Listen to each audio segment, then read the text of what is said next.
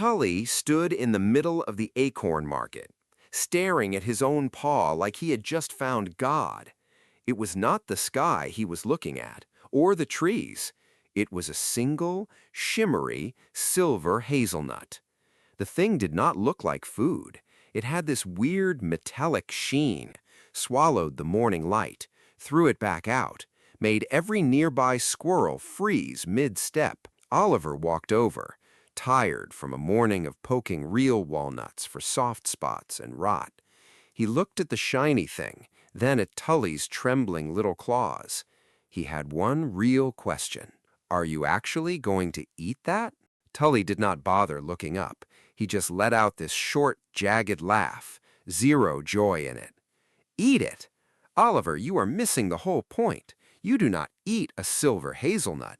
You hold it for 3 sun cycles. Then you palm it off to the next sucker for double what I paid.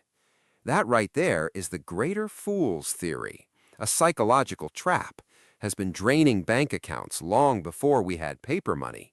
It is that fuzzy feeling you get when you convince yourself it is totally fine to pay a moronic price for something completely useless, because surely there is a bigger moron standing behind you who will pay even more.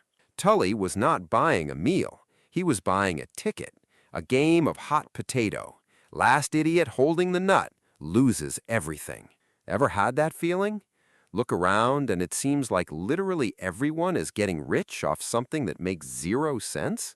In Acorn City, hazelnut fever had turned the whole forest into a giant open-air casino. These silver things had absolutely 0 filling power. That was our term for real, eatable value. But nobody cared. The market was not about survival anymore. It was just a train picking up speed. The price of one nut jumped from 10 acorns to 1,000 in just a few weeks. Tully was walking around like a financial mastermind. His stash was technically worth a mountain of acorns, on paper, even while his actual stomach was growling loud enough to scare the birds. Speculative bubble. That weird moment in history, everyone collectively agrees that reality is merely a suggestion. Oliver, being Oliver, tried to do the math. He pointed over at the Acorn exchange board, numbers getting crossed out, rewritten so fast the wood was splintering. Tully, listen, Oliver whispered, voice tight. There are only 10,000 squirrels in these woods. If the price keeps doubling every week, eventually one nut is going to cost more acorns than we have in the whole great storage reserve. What happens when we run out of squirrels to sell to? Tully finally glanced up, looked straight through Oliver. You are stuck in the old world, Oliver. Filling power and harvest cycles. That's ancient history. We are in a new era now. These are unicorns, rare, special, going to the moon. Isn't it hilarious? People always say it's different this time, right before the roof caves in. Tully was ignoring the most boring, fundamental law of asset pricing. Eventually, the price of anything has to settle back down to whatever it can actually do for you. You can't eat a silver hazelnut. It doesn't grow into a tree. Real-world utility? Exactly 0. The only thing it has going for it is the desperate hope that the next guy is even more delusional. The fever started twisting the whole city. Professional gatherers spent their lives in the harvest crews, just up and quit, became full-time traders. They were marching into the Acorn Bank, taking out massive loans of borrowed acorns, using their shiny nuts as collateral to buy more shiny nuts. The risk was spreading, like a mold outbreak. But because the price tags kept climbing, everyone felt bulletproof. Classic momentum shift. The hype index was completely off the charts. Even the elders over at the mayor's hall were getting twitchy, but they did not want to be the ones to kill the party. Called it market expansion, vibrant growth, all the while ignoring the fact that the granaries were empty, blowing up the price tag on imaginary wealth.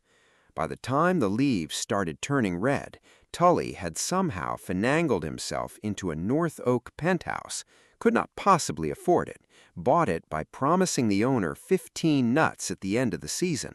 walked around like he owned the canopy, actually laughed at Oliver for still doing the grunt work, checking real acorns for mold. "Why sweat for acorns when you can just watch them multiply in your sleep?" Tully bragged, waving at his pile of metallic junk. But Oliver was watching something Tully was not. The line of new squirrels coming into the market, getting shorter. Almost everyone in the forest already owned a silver hazelnut. To keep the train moving, they needed new blood, fresh fools, empty paws and big dreams. But everyone was already all in. The river of idiots was running dry. So what happens when the music stops? No chairs left. The great sorting started on a Tuesday. Seemed completely normal. A young squirrel from the outskirts spent his entire first harvest paycheck on just one nut, got too hungry to wait for a buyer, sat on a branch, closed his eyes, bit down as hard as he could. No crunch, no rich, oily flavor, just a hollow clink, the sound of the nut cracking into pieces, like a cheap wine glass. It was empty, always empty. Within minutes, the word tore through the acorn market. Wildfire. They are hollow. Every last one of them is hollow. The panic hit faster than a hawk's shadow. Tully scrambled to the market, dump his stash, but the ask price on the board had simply vanished. 3,000 squirrels screaming to sell, not a single squirrel on the other side to buy. Liquidity drained out, the time it takes for a leaf to fall. Tully just stood there, clutching a basket of nuts worth 5,000 acorns yesterday, absolutely nothing today. Paper fortune gone, but his debt to the acorn bank? Painfully, terrifyingly real. The penthouse owner kicked him out that same night. Tully ended up back on his mossy root at the edge of the forest, sitting next to a mountain of debt, a basket of broken glass. This is not just a kid's story, squirrels and shiny rocks. It is human history running on a loop because we refuse to learn. Back in 1841, Charles Mackay wrote Extraordinary Popular Delusions and the Madness of Crowds. Told the tale of Tulip Mania in the 1600s. People swapped entire houses and life savings for a single flower bulb, not because they loved flowers, because they were sure they could dump it on a greater fool next week. When that crash hit, it did not just burn a few traders, it flattened the entire Dutch economy. We saw the exact same movie during the dot-com bubble. Companies with zero profits, zero products, zero business plans, valued at billions just because they slapped .com on their letterhead. And we saw it again in 2021. Certain digital assets and meme stocks rocketed into orbit purely off social media hype, not off any real underlying value. Why do we keep falling for it? It's because our brains are hardwired to follow the herd. When you watch your neighbor retire early off a gamble, your internal alarm system short-circuits. You stop looking at the filling power of an investment. You just stare at the rising chart. A 2025 paper in Frontiers in Artificial Intelligence built a hype index to model this. It found that once news coverage and social chatter hit a certain threshold, a crash becomes basically a mathematical guarantee. The last paw is always the one who buys the hype at the very peak, assuming the supply of fools is unlimited. The lesson for those of us living in the real-world Acorn City is painfully simple, but it's the hardest one to actually live by. Price is what you pay, value is what you get. If the only reason you own something is because the price went up yesterday, you are not an investor, you are a speculator. You are Tully. To protect yourself, you have to chase filling power. You have to ask yourself this: if I could not sell this thing for the next 10 years, would I actually want to own it? Does it produce something? Does it have a real purpose? Does it feed anyone? Real wealth is not built on finding a bigger idiot than yourself. It is built on owning the farms, the productive companies and assets that create actual value for the world. Oliver ended up sharing his boring, brown, real acorns with Tully that winter.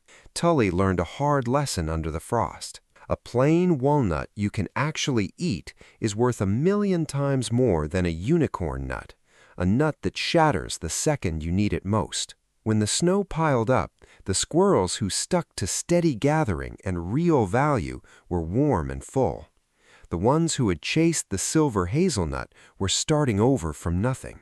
In finance, the crowd is almost always wrong at the extreme edges. The next time you see a silver hazelnut taking over your feed, or you hear a buddy talking about a guaranteed moonshot, remember Tully. Do not hunt for the next fool, hunt for the next farm. Because at the end of the day, you cannot eat a number on a screen, and winter does not care how rich your spreadsheet says you are. The greater fool theory is a monster. It lives in the shadows of every market. It turns rational people into gamblers and steady forests into houses of cards. If you want to stay safe, you have to be the squirrel who understands the difference between a high sticker price and real, tangible value. You have to be the one who realizes that when everyone is screaming for the shiny new thing, that is exactly the moment to step back, count your real acorns. Do not let the fever take your brain. Stay grounded. Look for the filling power. Never ever assume the line of fools is infinite. In Acorn City, just like in your world, the only way to win is to refuse to be the fool. So here's a question for you. Have you ever felt that fever? Watched something skyrocket and felt that itch to jump in, even though you didn't really understand why it was going up? Did you cave and jump in, or did you stay on the sidelines like Oliver? I would genuinely love to hear your story in the comments. Sometimes we learn a lot more from our silver hazelnut moments than we do from our successes. And if you want to make sure your stash stays protected from the next great sorting, go ahead and hit that subscribe button. We're building a community of owners here, not fools, not marks. Stick around. Let's keep our eyes on the trees, our paws on the truth, and our wealth in assets that actually grow. The next bumper crop is coming.